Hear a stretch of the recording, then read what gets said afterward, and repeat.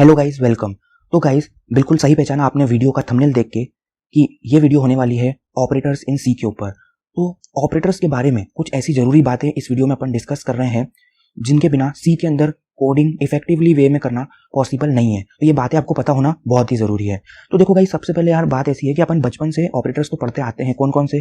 Plus, minus, into और divide. ये चार ऑपरेटर्स अपन बचपन से पढ़ते आते हैं। तो क्या हम प्रोग्रामिंग में भी इसको ऐसे ही रिप्रेजेंट करते हैं? ये वैसे मैंने पिछले वीडियो में बताया हुआ है, पर मैं एक बार शॉर्ट में आपको बता रहा हूँ कि इनको अपन प्रोग्रामिंग में जब यूज करते हैं तो अपन इनको ऐसे रिप्रेजेंट नहीं कर रहे होते। वहां पे अपन इनको कैसे रिप्रेजेंट करते हैं?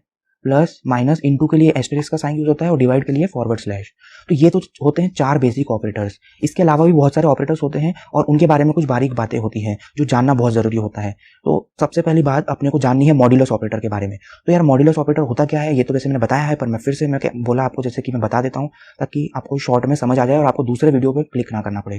तो मॉड्यूलस ऑपरेटर क्या होता है? मॉड्यूलस ऑपरेटर यार देखो, आप लोग बचपन से हिसाब किताब अगर करते होंगे तो एक कैलकुलेटर अपन यूज कर रहे होते हैं। ठीक है, कैलकुलेटर अपन फोन में भी एक ऐप के फॉर्म में भी यूज करते हैं और ऐसा अलग से कैलकुलेटर भी आता है। तो उन सब में यार प्लस, माइनस, इनटू, डिवाइड के साइन तो होते ही है और इसके साथ साथ वहां पे एक परसेंट का साइन भी आपको दिखता होगा।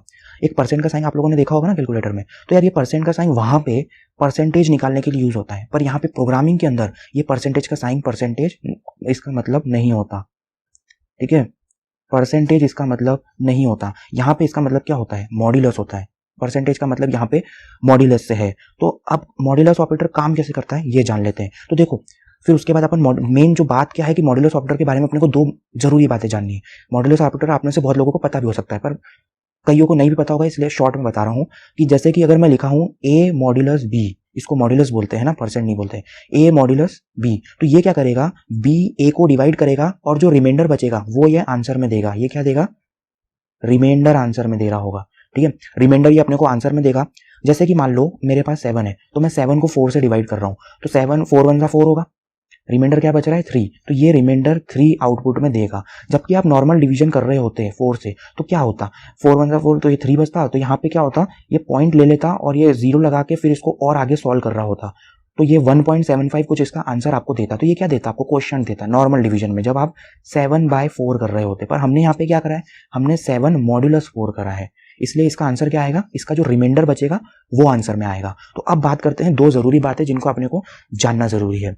ठीक है, पहली बात यार ये है कि मॉड्यूलस ऑपरेटर हमेशा इंटीजर टाइप की वैल्यू पे काम करता है। इसको आप फ्लोटिंग पॉइंट, जैसे कि अगर आप ऐसा लिख दो 7.0 मॉड्यूलस 4.0 या कोई एक को भी पॉइंट में लिख रहे हो, तो ये वहां पे काम नहीं करेगा। ये यहाँ पे 7 मॉड्यूलस 4 ही होना चाहिए। ये डेसिमल वैल्यू जो आती है पॉइंट वाली, जिसको प्रोग्रामिंग में फ्लोटिंग पॉइंट वैल्यू बोलते हैं, इस पे मॉड्यूलस ऑपरेटर काम नहीं करता। ये था पहली बात। अब दूसरी बात ये आती है कि यार जैसे कि मान लो मैं ऐसा लिख दूं कि अभी तक तो अपन देखो यहाँ पे पॉजिटिव साइन चल रहा था हर जगह, तो आंसर भी पॉजिटिव में आप मान रहे थे, मतलब कुछ नहीं है तो पॉजिटिव ही आएंगे। लेकिन अगर मैं ऐसा लिखता -7 मॉड्यूलस 4, या मैं इसकी जगह क्या लिख देता, या इसकी जगह मैं लिख देता 7 मॉड्यूलस -4, तो आप बताओ दोनों में आंसर का डिफरेंस क्या आता? तो देखो, इसका सिंपल सी जवाब ये है कि -7 मॉड्यूलस 4 का आंसर -3 आता और 7 मॉड्यूलस -4 का आंसर 3 आता। अब आप बोलोगे यार ऐसा क्यों, इसके पीछे का क्या लॉजिक है? तो यहाँ पे है सेकंड रूल। ये क्या बोल रहा है कि मॉड्यूलस ऑपरेटर साइन जो आंसर में आएगा वो हमेशा न्यूमरेटर का साइन होगा। हमेशा आपको न्यूमरेटर का साइन ही कंसीडर करना है, डिनोमिनेटर का साइन आंसर में नहीं आता। तो जैसे 7 मॉड्यूलस 4 3 आ रहा था और यहाँ पे कुछ साइन नहीं था, मतलब पॉजिटिव ही था, तो न्यूमरेटर पॉजिटिव था तो आंसर तब पॉजिटिव आ रहा था। लेकिन अब यहाँ पे हमने -7 लिया है, तो -7 के आगे माइनस साइन लगा है, तो आंसर न्यूमरेटर के अंदर, न्यूमरेटर में माइनस साइन है तो आंसर में भी माइनस साइन लगा है। सिमिलरली यहाँ पे अगर आप देखें तो यहाँ पे डिनोमिनेटर में माइनस साइन है, न्यूमरेटर में माइनस साइन यहाँ पे नहीं है, तो इसलिए यहाँ पे आंसर भी +3 आया है क्योंकि न्यूमरेटर में पॉजिटिव आएंगे। तो ये थी दो जरूरी बातें और वही मैंने यहाँ पे लिखी हुई है कि modulus operator works only on integer data type, और दूसरी बात the sign of answer is always the same as the sign of numerator. तो ये हमने पहली बात करी मॉड्यूलस ऑपरेटर के बारे में। अब आगे की बात करते हैं। तो गाइस, बात कुछ ऐसी है कि आप फ्यूचर में जाके कभी पाइथन लैंग्वेज पढ़ रहे होंगे तो वहां पे ना आप एक चीज नोटिस करेंगे कि पाइथन लैंग्वेज में ना एक एक्सपोनेंट ऑपरेटर भी होता है, जो कि सी लैंग्वेज में आप पाएंगे कि मिसिंग था। ठीक है, सी लैंग्वेज में एक्सपोनेंट ऑपरेटर नहीं होता, यही अपना अगला पॉइंट है। एक्सपोनेंट ऑपरेटर क्या होता है? ये डबल स्टार ऑपरेटर होता है। ठीक है, ये ऐसा 2 स्टार साथ में लग रहे होते हैं, डबल एस्टेरिक्स। तो इसकी मदद से क्या कर सकते हैं आप? इसका काम क्या होता है? ये पावर करने का काम करता है, ए की पावर बी कर सकते हैं, और इसको लिखने का फॉर्मेट A+B। ठीक है, ए 2 बार स्टार और बी। तो अब आप ये पाएंगे कि सी के अंदर आप ऐसा नहीं कर सकते। अगर आपने ऐसा किया तो ये एरर दे रहा होगा, क्योंकि सी के अंदर तो एक्सपोनेंट ऑपरेटर होता ही नहीं है। तो अब आप बोलोगे कि यार हम पावर कैसे करेंगे। मान लो अगर आपको 2 की पावर में 500 करना हो, 2 की पावर 500 निकालना हो, तो क्या आप 2 इंटू 2 इंटू 2 ऐसा 500 टाइम्स लिख रहे होंगे सी में, क्योंकि सी के अंदर तो एक्सपोनेंट ऑपरेटर ऐसा वाला है ही नहीं।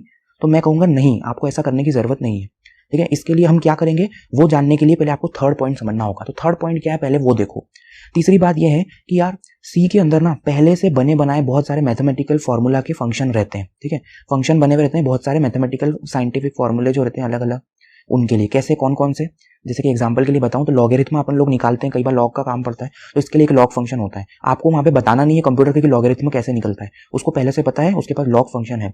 साइन निकालने के लिए साइन फंक्शन है, कोसाइन निकालने के लिए कॉस फंक्शन है, टेन निकालने के लिए टेन है, ऐसे बहुत सारे होते हैं। ठीक है गाइस, तो अब क्या होता है ना, अब आप पूछोगे कि यार ये है तो सही, तो इनको यूज कैसे करेंगे। तो इनको यूज करने के लिए आप जैसे कि मान लो ये पेज है, या आप यहाँ पे प्रोग्राम लिख रहे हो, ठीक है, प्रोग्राम की लाइंस है, तो आपको ना अगर यहाँ पे कहीं पे भी इन चीजों का यूज करना है तो आपको प्रोग्राम के स्टार्ट में यहाँ पे एक हेडर फाइल लगानी होगी, प्री प्रोसेसर डायरेक्टिव कनेक्ट करना होगा, और आपको लिखना होगा हैश इंक्लूड math.h, क्योंकि क्या है ना, एक math.h एक हेडर फाइल है मैथ स्टैंडर्ड लाइब्रेरी की, जिसके अंदर ये सारे के सारे स्टैंडर्ड लाइब्रेरी फंक्शंस डिफाइंड होते हैं, बहुत सारे होते हैं, मैंने 3-4 आपको एग्जांपल के लिए बताएं।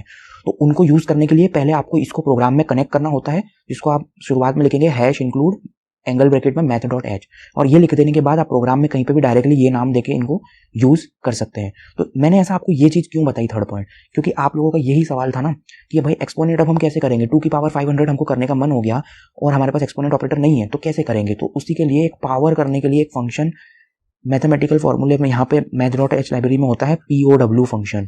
ठीक है, पावर करने के लिए POW फंक्शन यहाँ पे अवेलेबल होता है। तो आपको क्या करना है, यहाँ पे कॉमा से सेपरेट करके दोनों वैल्यूज डाल देनी है, तो पहले की पावर में दूसरी पावर हो जाएगी। ठीक है, मतलब ए और बी आपने डाला तो ए की पावर बी हो जाएगा, POW लिखना है। तो अब यार इसमें एक और चीज आपको ध्यान देनी है कि POW function floating point value के साथ काम करता है। जैसे हमने मॉड्यूलस की बात करी कि मॉड्यूलस सिर्फ इंटीजर वैल्यू के साथ काम करता है, POW function floating point values के साथ काम करता है। तो मान लो 2 की पावर 500 करनी हो आपको, तो आप कैसा दोगे, आप लिखोगे POW ब्रैकेट में आपको लिखना होगा 2.0, 500.0। तो ये क्या करेगा, 2 की पावर में 500 कर देगा। यहाँ पे आपको फ्लोटिंग पॉइंट में ही वैल्यू देनी है, उससे आंसर में कुछ फर्क नहीं आएगा, बट आपको करना ऐसा ही है। ठीक है गाइस, तो ये हमने पावर फंक्शन पढ़ा। अब इसके बाद यार क्या होता है, स्क्वायर रूट भी हमको कई बार निकालना होता है ना, स्क्वायर रूट। तो स्क्वायर रूट या तो एक तरीका तो ये है कि आप जो भी चीज का पावर स्क्वायर रूट निकालो, तो स्क्वायर रूट का मतलब क्या होता है, किसी भी चीज की पावर हाफ करना। जैसे रूट ए निकाल रहे हो, तो ए की पावर हाफ कर दोगे तो वो भी स्क्वायर रूट ही होगा। तो आप यहाँ पे ए लिख दो, ए की जो भी वैल्यू है, और यहाँ पे 0.5 लिख दो, तो वो भी स्क्वायर रूट निकल जाएगा। पर ये आपको करने की जरूरत नहीं है, यहाँ पे SQRT करके एक इसमें स्टैंडर्ड फंक्शन बना हुआ रहता है, इसको भी आप डायरेक्टली यूज कर सकते हो। तो मैं आपको बता रहा हूँ कि इस तरह से बनाने की जरूरत नहीं होती, बने बनाए होते हैं। ठीक है, तो ये हो गई अपना तीसरी बात। अब अपन चौथी बात की तरफ बढ़ते हैं। अगली बात है guys, no operator presence is assumed, यानी कि कोई भी ऑपरेटर पहले से लिखा हुआ वहां पे या पहले से अप्लाइड नहीं माना जाएगा, आपको वहां पे लिखना पड़ेगा वो ऑपरेटर का सिंबल। जैसे कि यार अपन लोग कई बार कॉपी में मैथ्स करते समय कैसा लिख देते हैं, P.Q ऐसा लिख देते हैं, या PQR, इस तरह से एक्सप्रेशन लिखते समय डायरेक्टली अपन यहाँ पे ऐसा दे देते हैं, या अपन PQR इस तरह से देते हैं। तो भैया ये सब सी के अंदर नहीं चल पाएगा, ये सब गलत होगा, ये एरर दिखाएगा। आपको इनको अगर लिखना है तो आपको इनको कैसे लिखना पड़ेगा, P*Q यानी कि P*Q ऐसा लिखना पड़ेगा। PQR करना है तो P*Q*R ऐसा देना पड़ेगा। ये वाला करना है तो P फिर ऐसा पैरेंथेसिस फिर Q*R, इस तरह से गाइज अपने को यहाँ पे देना पड़ता है। यहाँ पे कुछ भी पहले से माना नहीं जाता। अब तुम बोलोगे कि यार मैंने 1 लिखा, तो बोले यहाँ पे तो इसको +1 कंसिडर कर ले रहा है। तो भाई ये प्लस माइनस साइन ये इंटीजर के साथ या फ्लोट नंबर के साथ डेटा टाइप अलग है, वो उसके साथ कंसिडर करना बात अलग है। ठीक है गाइज, वेरिएबल की बात कर रहा हूं मैं यहाँ पे, जो एक्सप्रेशंस की बात हो रही है। ठीक, तो ये था अपनी चौथी बात। अब पांचवी बात क्या है, पांचवी बात है भाई, पांचवी बात जरा आप लोग जरा ध्यान से देखना, इसमें बहुत लोग कंफ्यूजन होते हैं कि कई बार हम लोग क्या करते हैं, इक्वल टू की जगह डबल इक्वल टू यूज कर जाते हैं और डबल इक्वल टू की जगह इक्वल टू यूज कर जाते हैं। तो इन दोनों में बहुत सारा डिफरेंस है। इक्वल टू होता है assignment operator, equal to assignment operator है, जबकि डबल इक्वल टू ये वाला जो है ये कंपैरिजन ऑपरेटर है। इक्वल टू क्या करेगा, वेरिएबल को जो इसके राइट साइड में जो तुम लिखोगे यहाँ पे, वो इसके लेफ्ट साइड में जो चीज होगी उसको असाइन हो जाएगी, वो वैल्यू उसमें डल जाएगी। ठीक है, ये इसलिए इसको बोलते हैं राइट टू लेफ्ट, वो होती है इसकी एसोसिएटिविटी, राइट टू लेफ्ट इसकी एसोसिएटिविटी होती है इस वजह से। जबकि कंपैरिजन ऑपरेटर में क्या होगा, इसके जो राइट में वैल्यू है और इसके जो लेफ्ट में वैल्यू है, इनको कंपेयर किया जाएगा कि ये इक्वल है कि नहीं। अगर इक्वल होती है तो ये दो चीज़ों आंसर देता है, या तो ट्रू देगा या फॉल्स देगा। अगर दोनों वैल्यूज इक्वल है तो ट्रू आएगा, अगर नहीं है तो फॉल्स आएगा, और उसके हिसाब से कंडीशन एग्जीक्यूट होगी। इसलिए इस ऑपरेटर को लॉजिकल ऑपरेटर भी बोलते हैं। ये जितने भी ऑपरेटर होते हैं ना जो ट्रू फॉल्स में आंसर देते हैं, इनको लॉजिकल ऑपरेटर बोलते हैं, क्योंकि इसकी मदद से आप लॉजिक अप्लाई कर पाते हैं। जबकि असाइनमेंट ऑपरेटर लॉजिकल ऑपरेटर नहीं है, ये आपको ट्रू फॉल्स में आंसर नहीं देगा, जबकि ये लेफ्ट वाले में वैल्यू असाइन करेगा। जैसे कि मान लो अगर आप लिखते a बराबर से 6, तो a को, ये जो 6 वैल्यू है ये ऐसा चलेगा, ठीक है, 6 की वैल्यू a को असाइन हो जाएगी। लेकिन अगर आप लिखते 6 बराबर से a, तो भैया ये एरर देगा, ये c में आपको नहीं लिखना है, आपको ये वाला लिखना है। क्योंकि 6 को आप a की वैल्यू कैसे असाइन कर सकते हो, आप खुद ही सोचो ना, a एक वेरिएबल है, उसमें आप 6 डला सकते हो, ठीक है। तो इस तरह से आपको नहीं लिखना है, आपको कैसा लिखना है, a equal to 6, 6 equal to a, इस तरह से आप नहीं लिख सकते। मान लो आपको एरिया ऑफ रेक्टेंगल निकालना है, तो आप क्या लिखोगे, एरिया बराबर से लेंथ इंटू ब्रेथ, ऐसा लिखोगे ना, कि आप ऐसा लिखोगे लेंथ इंटू ब्रेथ बराबर से एरिया। तो ये अपन नॉर्मल कॉपी में तो मैथ करते समय कर लेते हैं और समझ आ जाता है अपने को, पर कंप्यूटर में सी प्रोग्रामिंग करते समय अपने को ये नहीं करना है, ठीक है। तो ये हो गया। अब इसके अलावा और भी कौन कौन से लॉजिकल ऑपरेटर होते हैं, एक होता है नॉट इक्वल टू, जो कंपेयर करता है कि ये और ये अगर इक्वल नहीं है तो वो ट्रू देता है, ठीक है, नॉट इक्वल टू। फिर ग्रेटर देन, लेस देन, क्या ये बड़ा है, क्या ये छोटा है। फिर एक होता है ग्रेटर देन इक्वल टू, क्या बड़ा है या इक्वल है, या लेस देन इक्वल टू, क्या छोटा है या इक्वल है। ऐसी कंडीशंस में ये ट्रू फॉल्स देता है। तो इसकी मदद से आप बहुत सारे लॉजिकल कंडीशन टेस्ट करा सकते हैं। ये बेसिकली काम कहाँ पे बहुत आते हैं, ये आपको इफ एल्स क्लॉज में बहुत काम आएंगे, अपन आगे के लेक्चर्स में वो चीज पढ़ेंगे। तो ये आपको पांचों पॉइंट क्लियर होगा, क्योंकि असाइनमेंट ऑपरेटर आपको असाइन करने के लिए असाइन करना है यूज, और ये कंडीशन चेक कराने के लिए कंपैरिजन ऑपरेटर। यहाँ पे आपको कंफ्यूजन बिल्कुल नहीं होना है, ये बहुत कॉमन मिस्टेक है, ठीक है गाइस। अब अगली चीज है यार 6th पॉइंट। अपन लोग जैसे कि यार एक्सप्रेशन डिस्कस कर रहे थे, जैसे अपन ने वहां पे देखा था P into q into r, तो यहाँ पे तो आप देख रहे थे कि एक ही ऑपरेटर है, ठीक है, तो हो गया, ठीक है, आपको आ गया कि आपको तीनों को मल्टीप्लाई करना है। लेकिन अगर मैं इसकी जगह इस तरह का एक्सप्रेशन ले रहा होता, P into q slash r, तो अब बताओ क्या होगा। Q को पहले R से डिवाइड होगा और फिर उसका मल्टीप्लाई P से होगा, या P का पहले Q से मल्टीप्लाई होगा और जो आंसर आएगा वो R से डिवाइड होगा, क्या होगा। अब आप यहाँ पे कंफ्यूज हो सकते हो। तो इसीलिए यार कंप्यूटर के अंदर भी ऐसे बहुत सारे बड़े बड़े एक्सप्रेशन होते हैं जहाँ पे अलग अलग ऑपरेटर, जैसे ये सारे जो ऑपरेटर्स दिख रहे हैं ये आ जाते हैं और एक्सप्रेशन बने होते हैं। तो अब वो पहले क्या करे और फिर उसके बाद क्या करे, तो इसके लिए एक प्रायोरिटी ऑर्डर होता है जो प्री डिफाइंड होता है कंपाइलर के अंदर। ये हम नहीं देते, ये पहले से बना बनाया है, जो कंप्यूटर बनाने वाले ने डाल रखे, कंपाइलर बनाने वाले ने, कंपनी ने डाल रखे हैं। तो इसको प्रायोरिटी ऑर्डर बोलते हैं या प्रेसिडेंस ऑर्डर भी बोलते हैं। ये अपने को बताता है कि कौन सा ऑपरेशन परफॉर्म पहले होगा। तो सबसे ज्यादा प्रायोरिटी होती है पैरेंथेसिस की। इसकी मदद से आप क्या कर सकते हैं, किसी भी चीज को पहले करा सकते हैं। जैसे अगर मैं ये P into q into r है, अगर मैं यहाँ पे ऐसा पैरेंथेसिस लगा देता, तो इससे तो एक चीज कंफर्म ही हो जाती है कि P इंटू क्यू पहले होगा और इंटू में आर बाद में। क्या होता है, जो डिफॉल्ट प्रायोरिटी ऑर्डर होता है ना, उसको भी आप इससे चेंज करवा के अपने हिसाब से जबरदस्ती करवा सकते हैं। ये आपको जबरदस्ती कोई चीज करानी है तो ये पैरेंथेसिस वाले ब्रैकेट का यूज होता है, इसको पैरेंथेसिस बोलते हैं, ठीक है। तो इसका प्रायोरिटी ऑर्डर सबसे ज्यादा ये कहीं पे लग गया तो यही होगा भाई पहले। इसके बाद ये ऑपरेटर्स इनटू, डिवाइड और मॉड्यूलस, इनके प्रायोरिटी ऑर्डर सेम है, ठीक है, इसकी भी अपन बात करते हैं। और इससे कम ऑर्डर के होते हैं प्लस और माइनस, इन दोनों के आपस में तो सेम है, प्लस और माइनस की सेम प्रायोरिटी है, लेकिन इनसे कम है, इनटू डिवाइड मॉड्यूलस ऑपरेटर से कम है, और इन सबसे कम है इक्वल टू ऑपरेटर की। और ऐसे बहुत सारे ऑपरेटर्स होते हैं, और ये कुछ इसमें कुछ बड़ी बात नहीं है, ये आपको याद रखने की जरूरत नहीं है, या प्रोग्राम्स प्रैक्टिस करेंगे ना अपने आप ये आ जाएगा, ठीक है, धीरे धीरे समझने आ जाता है। अब बात ये आ रही है कि यार ये तीनों तो इक्वल प्रायोरिटी के और ये दोनों भी इक्वल प्रायोरिटी के दिख रहे हैं। तो अब जैसे कि यहाँ पे एक्सप्रेशन दिया हुआ है P into q into r, तो अब अगर प्लस और उसकी बात होती या कोई प्लस और इंटू का बात होती तो आपने को पता होता कि इंटू पहले होगा प्लस बाद में। अगर ये लिखा होता P into q plus r, तो अपने को पता है कि यही चीज पहले होनी है और इसके बाद इसमें ये एडिशन होगा। लेकिन यहाँ पे तो यार ये दोनों सेम प्रायोरिटी के हैं, तो पहले क्या होगा। तो ऐसी कंडीशन में फिर यहाँ पे एसोसिएटिविटी रूल अप्लाई होता है, जो कि अपना 7th पॉइंट है। एसोसिएटिविटी रूल क्या होता है गाइस, इसमें दो तरह की एसोसिएटिविटी होती है। एसोसिएटिविटी मतलब किस तरह किस साइड से, जैसे कि अपन लिख रहे हैं, अभी अपन लिखते कैसे हैं, अपन राइट टू लेफ्ट लिखते हैं। आप अगर उर्दू वगैरह लिखेंगे तो वो शायद लेफ्ट टू राइट लिखाती है। वैसे यार प्रोग्राम में जब कोई एक्सप्रेशन एग्जीक्यूट होता है तो या तो वो लेफ्ट टू राइट हो रहा होता है या राइट टू लेफ्ट हो रहा होता है, या पहले एक चीज होगी फिर दूसरी साइड से होगा, ठीक है। तो ये ऑपरेटर पर डिपेंड करता है। तो अब क्या होता है ना, इसके दो रूल होते हैं, एक होता है लेफ्ट टू राइट एसोसिएटिविटी और एक होता है राइट टू लेफ्ट एसोसिएटिविटी।